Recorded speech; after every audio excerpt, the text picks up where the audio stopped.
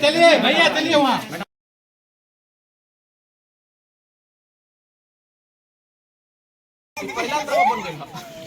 कोई बात नहीं, फुटेज चाहिए हमको, फुटेज चाहिए। कैमरा ऑन करो ना प्रत्येक।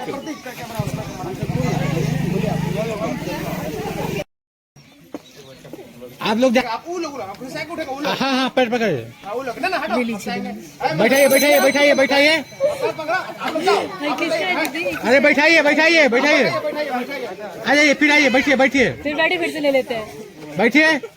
हाँ हाँ हंसना नहीं है, हंसिए नहीं, देखिए सीरियस मैटर है, देखिए ऐसे नहीं, ठीक है। अंकल बोलिए रुपया चाहिए हमको। अभी वहाँ से ले रहे हैं कि ले जाने से ले रहे हैं? चलिए वो एक बार में मिल गया ना। नहीं आप मत बोलिए अब, चलिए ठीक है, खड़ा होइए, गला मिलिए, निकलिए। अच्छा बात फिक्स? हाँ बात फिक्स हो गया, दहेज मिल गया 5 लाख रुपया, कम बात है। चलिए निकलिए।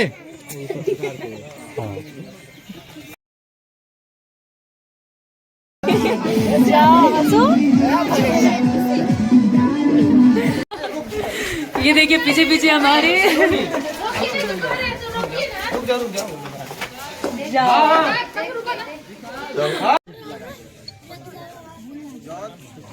सारे भाई